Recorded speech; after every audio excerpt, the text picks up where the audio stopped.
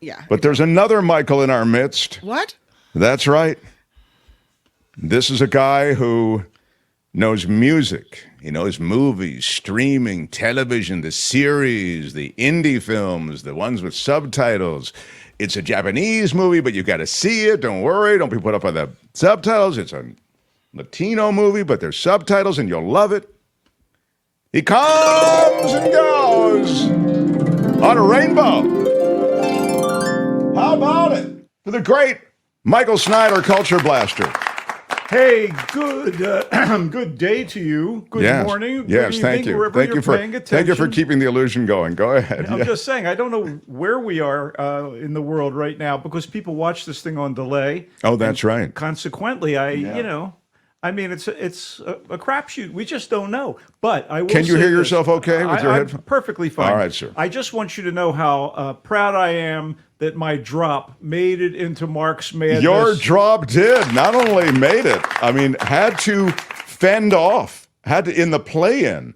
You know, if you missed it, Michael Snyder's drop. This is a classic Mark Thompson time waster. The time waster drop made it in. This is a classic Mark Thompson time waster. It beat out something that I thought was going to just destroy it. You can buy a Movado watch in Sam. And tell me how that Movado watch didn't just destroy you. It was gibberish, complete and utter gibberish, whereas I was attacking the host, number one, doing a crappy That's impression. True, you were attacking the host. A crappy impression of Liam Neeson, number two. That's true, And then we yeah. had that, under the musical bed, we had the Who Wants to Be a Millionaire Oh, that's right. theme. The music. You had a lot This of is working. a classic Mark Thompson time The waster. last thing I will tell you is you should go on, get a bracket done, fill out a bracket like you did last year. You've got many days to do it. It doesn't start until Wednesday.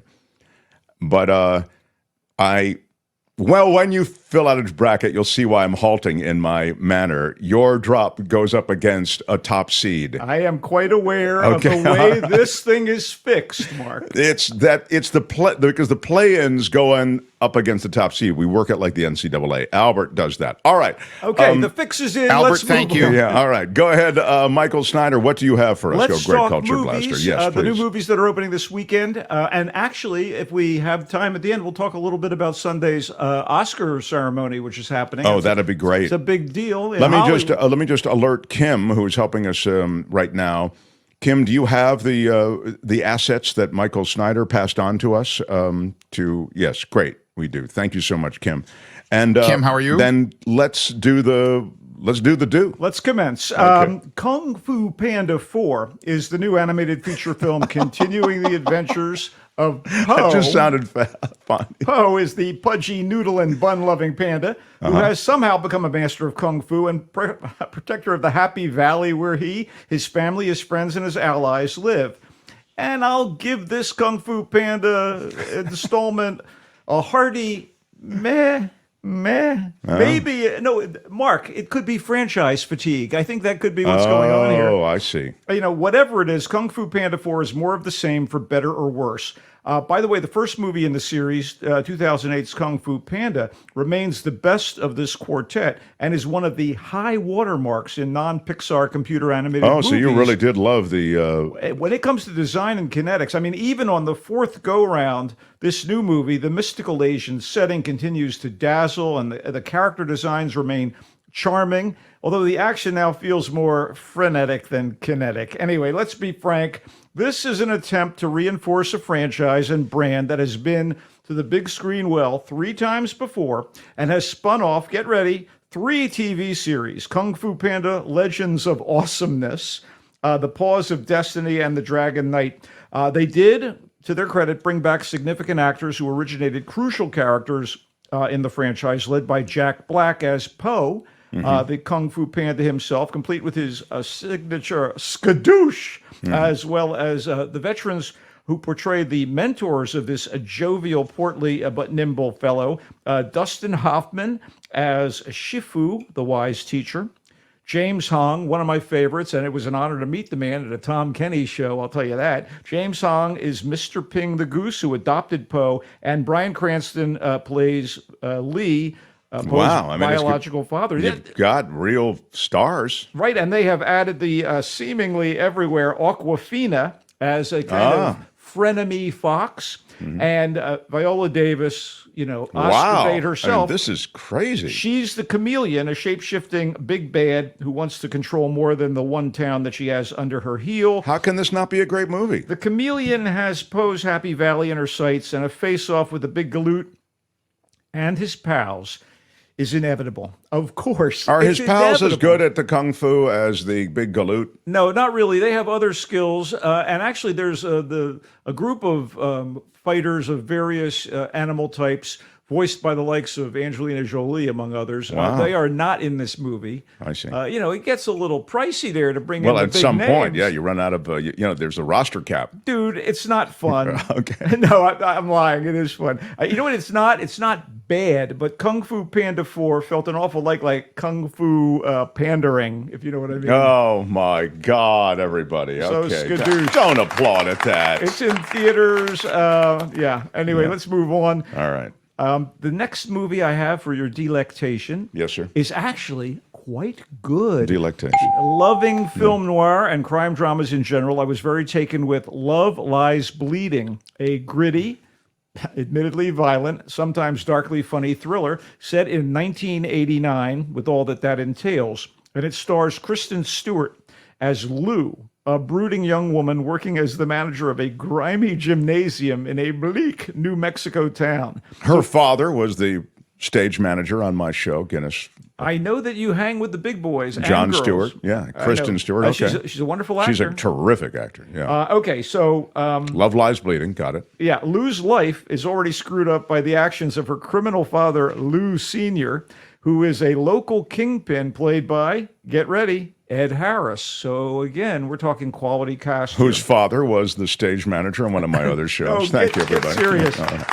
Anyway, her life becomes even more complicated when she falls for Jackie, a sketchy but hot female bodybuilder. So Jackie, played by Katie M. O'Brien, who you may know from The Mandalorian if you watched it, she's just passing through this New Mexico town on her way to Vegas to compete in one of those steroid-infused competitions to choose the most buff bodies on the planet. Wow. I like it already. Her plans are upended by her attraction to Lou. Oh. Complicating matters, as often happens in this sort of movie. Lou's brother-in-law, JJ, played by Dave Franco, works for Lou Sr. and regularly and viciously abuses Lou's sister, Beth, played by Jenna Malone. So something's got to give, and something does in raging, effective, and occasionally surreal fashion. Wow. Stewart and the rest of the cast are all terrific. And O'Brien, Surreal fashion. What do you mean by that? there are moments that made me think of magical realism. All right. Where suddenly things would go cock-a-hoop, as people say in Scotland. And then back to reality. All right, I'll ding cock-a-hoop. Yeah, I don't know. Never. Okay. Go ahead, yes. So O'Brien seriously bulked up for the role. I mean, I saw her. She's obviously, cut. But to see her as a full-on bodybuilder, that we've seen the photos, and they're borderline grotesque, but she is terrific in this thing. Love Lies Bleeding, which is also the title of a fantastic Elton John song, as you may or may not know, is the work of English director and co-screenwriter Rose Glass, who made the powerful psychological drama Saint Maud, which is an excellent film that deserves to be seen.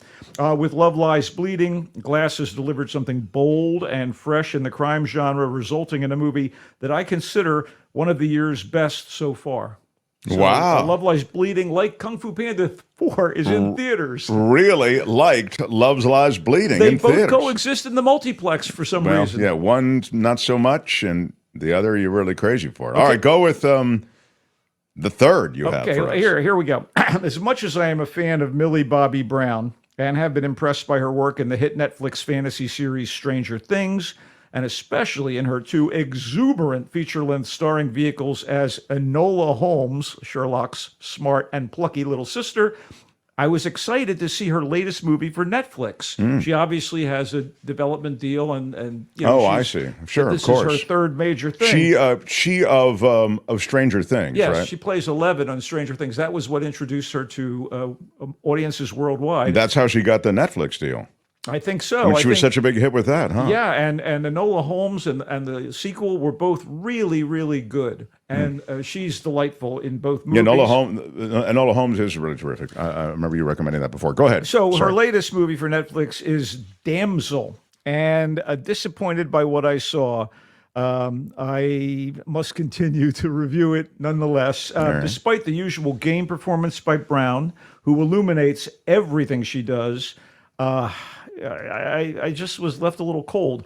Too bad she chose to shine on something that, despite a quest narrative, sword play, a devious royal plot in a fairy tale kingdom, lots of action, and okay, spoiler alert, an angry dragon. This somehow comes off as overly familiar and played out. And I guess it makes sense after so many Lord of the Rings films and TV projects, the recent witty and exciting Dungeons and Dragons movie, and so on. So I'm not saying Damsel is Dumsel. Obviously, these people, had a plan in mind. It's just one of those now typical attempts to ape the success of a certain type of movie, and it falls short of its predecessors. I see. So Brown is Elodie, whose aristocratic family has fallen on hard times. So her father, played by Ray Winstone, agrees to allow an arranged marriage between Elodie and this feckless prince of a wealthy kingdom overseen by a conniving queen played by Robin Wright. Oh, wow. Feckless is it? Yeah, well, Elodie's stepmother, played by Angela Bassett. I mean, these people have got to eat, right? So Elodie's stepmother is suspicious, while Elodie's little sister is kind of thrilled at the promise of the two families joining in the prospect of living the good life, right? So, of course, there's a hitch that involves a curse and the aforementioned dragon. And in short order, Elodie must find her inner action hero and save the day. So despite decent effects, name actors Winstone, Wright, and Bassett, and Brown's immense verve, Damsel needed saving, mostly from its trite script. Damsel is available on Netflix if you want to give it a shot, because, I love Millie Bobby Brown. Yeah, well, there you go. What else do you have for us, great culture blaster? I got a quickie, my friend, a quickie that we can dismiss fairly swiftly. Imaginary answers the question, what if the demonically possessed doll Chucky of the popular horror movies and TV shows was a stuffed teddy bear? That's the question. No, there's another question. What if Ted, the lovable but foul-mouthed teddy bear that magically came alive and has cavorted through 2 Seth MacFarlane comedies and a TV show, was evil? That's a little closer approximation, okay? So in Imaginary, a family moves back to the mother's childhood home, where the cute little stepdaughter discovers a stuffed teddy bear named Chauncey. Boy, the red flags are already flying with that name, Chauncey. Anyway, Chauncey is, alas, possessed by something malignant. When you see Chauncey, when you hear the name, when you see it, you know that there is a... Trouble is afoot. Okay, all right. So... this thing is possessed, as I said, by something malignant. Yeah, it's lame horror by numbers stuff, and not funny. I mean, Ted is funny, and it's not a horror movie, and Chucky is funny, and Chucky is funny a horror property, right? That's right. And this is not particularly scary. There is no need for me to say any more. All I'm going to add is that when Imaginary was over, I had wished I wasted my time in something that was better. I kind of hope that the movie had actually been imaginary. Like, I didn't really experience it. Please tell me I didn't. No. Oh, yeah. Apparently, anyway, 3 no's from Michael. Imaginary's in theaters. Caveat emptor. How about TV shows? Anything for that great culture blaster? Okay, I do have a few that I'll recommend quickly. The Regime on HBO Max just started. I've only seen episode 1 of 6, and it's a political satire from one of the creatives behind Succession. So there's intellect behind this. Plus, Kate Winslet, the magnificent Kate Winslet, plays a female Putin type, or a wannabe Putin, paranoid and germophobic, the chancellor of a middle European aristocracy, and she's dedicated to retaining power and making her cobalt-rich country a serious player on the world stage. And it's kind of bizarre, and it's kind of strange, and it has a very odd rhythm, and I'm going to watch more of it. Matthias Schoenaerts plays a soldier who's brought in to make sure the air in every room she goes into is, the proper amount of humidity, or it's crazy. And Andrea Riseborough, who looks plain and dowdy and can look gorgeous at times, plays like the aide to our chancellor. I am intrigued. I didn't laugh a lot. I know it's a satire. I didn't laugh a lot, but I was intrigued. And I'm sorry, who's the lead? A woman named Kate Winslet. Have you heard of her at Oh, all? because I yes. In fact, how dare you mock me? First of all, and secondly, I saw the trailer and it looks really good. She's brilliant. I think. I mean, what she did she did Mayor Mayor of Easttown. Mayor of Easttown was absolutely brilliant. She had the Philly accent down. She had everything down. She's amazing. And she's every time she's on the screen, you're invested in it. But it's a strange thing so far. And again, only one episode has dropped, but I still am intrigued. Okay. All right.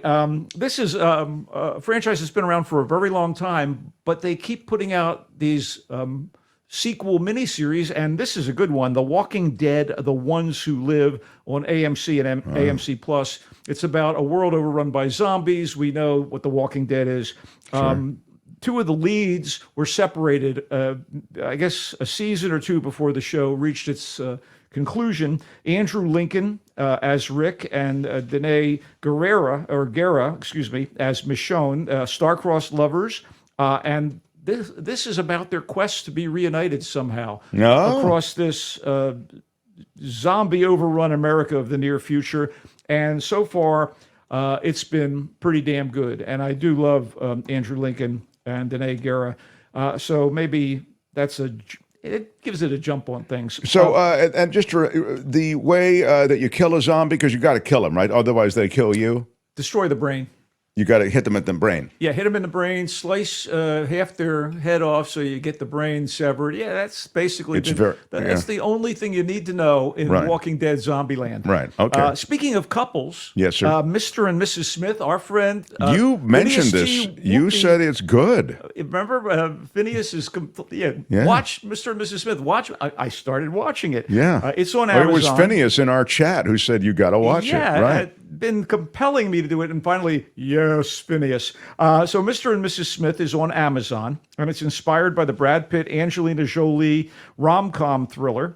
Only this time, the title characters are not a married couple wherein neither knows the other is a spy, and as they learn, things go crazy. Instead, Donald Glover of Atlanta fame and Maya Erskine, who was so good in Plus One, are tasked by a secret espionage organization to portray a husband and wife while they go on various risky missions. Will danger and romance and sly wit ensue? Certainly. That's it. I've enjoyed it a lot. It was a cover, but then it turns into real romance, maybe. I think they may be rolling in that direction. Right. Finally, I've been sitting on this for a couple of weeks, and I know some people love World War II drama, people love history, docudrama, and such. Masters of the Air on Apple TV.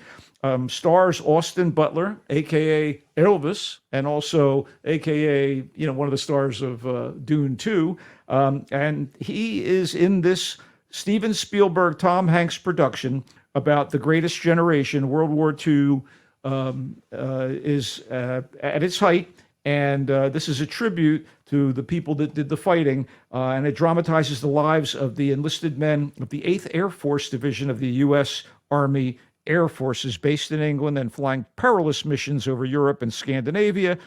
It's called Masters of the Air? Yeah, it's missions that through advances in CGI tech appear more realistic and are more vivid than ever. It might be a little old hat on the dramatic side, but this is still a good watch for those interested in the history and the milieu.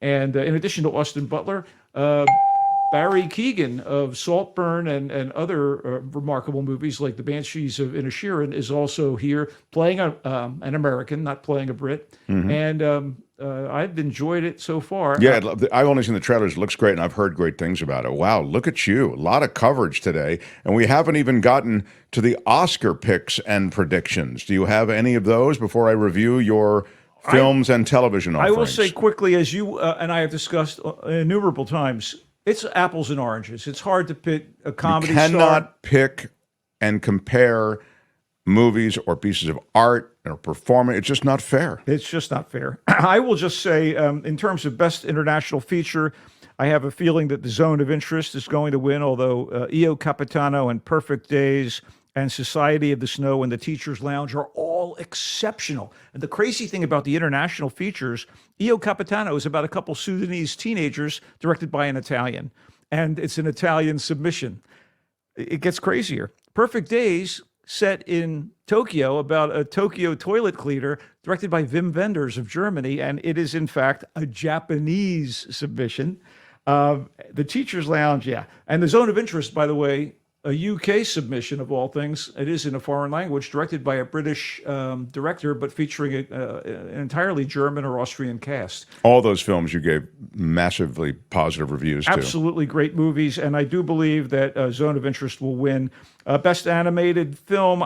Let's just say The Boy and the Heron, the great Hayao Miyazaki, one of his final films from what I've heard. And I liked it better than most of the rest of these, although Spider-Man Across the Spider-Verse is the sequel to an Oscar winner. You never know. In terms of actresses and actors, I got a feeling that Divine Joy Randolph for The Holdovers is going to be the best supporting actress. I said so when we reviewed the movie in December. You did, even though she's not on screen for a long time in that movie. But she is brilliant. But, Emily Blunt, she's there from Oppenheimer, and Oppenheimer is going to win some gold, baby. So, yeah. It's going to win some gold. Best Supporting Actor, I have a feeling that it's going to be Robert Downey Jr. for Oppenheimer, although, he's got quite the competition from the likes of Robert De Niro from Killers of the Flower Moon and Sterling Brown in American Fiction. If there's any justice, we would give everybody an award. Best Director, I think it's going to be Christopher Nolan, but that doesn't change the fact that Glazer for Zone of Interest, Yorgos Lanthimos of Poor Things, and Scorsese for Killers of the Flower Moon. All great. Go back to Poor Things. Who is it? Who is it nominated for? Yorgos Lanthimos, the guy who did The Killing of a Sacred Deer with Barry Keoghan and Colin Farrell, and that's an amazing film. And he's also the guy that did The Favorite with Olivia Colman. Of course, and Emma Stone. yeah. He's a great director. Yeah, maybe that movie. I did not land for me. Yeah, you're not alone. Some people blanch at it, and I myself, I was blanching for a long time. I loved it. Anyway, Best Actress, I feel it's going to go to Lily Gladstone for Killers of the Flower Moon because, Oscars hashtag still so white. So they're going to do something to redress the balance. They've got to check that box. But Emma Stone and Annette Bening in Nyad was superb. Emma Stone in Poor Things, she's also a contender. And maybe the best performance of all was Sandra Hüller from Anatomy of a Fall. Absolutely brilliant. Must see that movie. I recommend it, particularly to my community of people who comes here to this show. You are all smart, and you will like that Anatomy of a Fall. I think. I mean, even if you don't like it, it's provocative and interesting. It's a lot of good things. I really think you'll like it. I was blown away by it. And Sandra Hüller, just to make an interesting note, is the wife in Zone of Interest. She plays the wife of the Nazi commandant. Wow. So she was on fire this past year. Wow. Best Actor, Cillian Murphy for Oppenheimer, but I would love to see it go to Jeffrey Wright from American Fiction, which I thought was just fantastic. It was terrific. That was a terrific movie. And Paul Giamatti in The Holdovers, playing Paul Giamatti, of course. But it was wonderful. Very, very good. And now the Best Picture. If there was any justice, every movie would get the award. But I do believe Oppenheimer is going to win this one. And I just think it's big. It's powerful. It's still relevant. It's done in an expert fashion, and technically speaking, it's superb. So movies that won't see Oscar daylight, Maestro, you don't think is going to see Oscar? I don't think so. And yet, Carey Mulligan for Best Actress, she's the best thing about the movie. I thought. And you had Spielberg involved with it. I don't think Barbie's going to win any. Maybe Best Song. Barbie might win one of the songs. Wow. I hope American Fiction gets some love, but it would be great. Well, let me just quickly review with you some of the picks for the viewing that you might do streaming. Austin Butler and Crowd and Masters of the Air, that's on Apple TV, and Michael really likes it.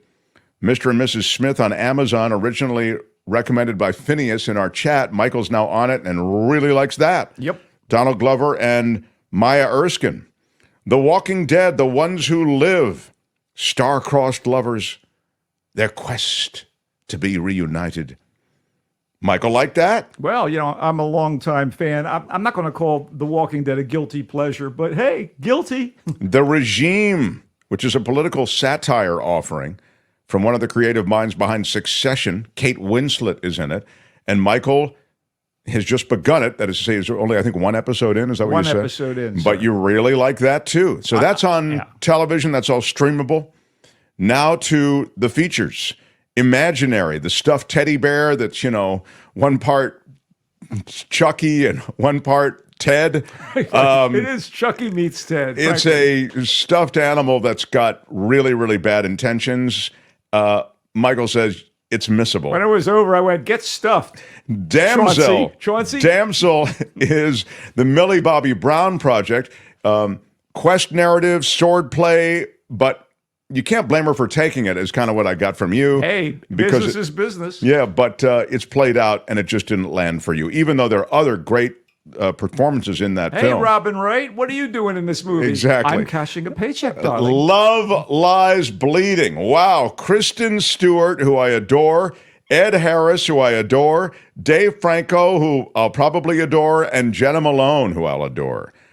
He really likes it. And Katie O'Brien doing on De Niro, fully buffed as a female bodybuilder. That is not easy. Love Lies Bleeding in theaters. And he started with Kung Fu Panda 4. That has an insane cast, but it also just doesn't quite make it. More of the same, buddy. More of the same. It's a meh. Wow. Culture Blaster. You really hit the ball. You'll be with us on Thursday for our meetup. I am planning to come, and it is, of course, St. Patrick's Day, so... Oh, you'll be a little inebriated, do you think? No, I'll be wearing a Jameson's whiskey shirt. Will you appear on camera as opposed to like now when you have will. to? Okay, you will. All right. Yeah, I will. He comes and goes on a rainbow. Bye-bye, Culture Blaster. Go Dubs! Hi, it's Mark, and I thought that was great. Hit the notification bell. You'll know whenever there's a new video being dropped, and please subscribe to our channel to help us save the universe.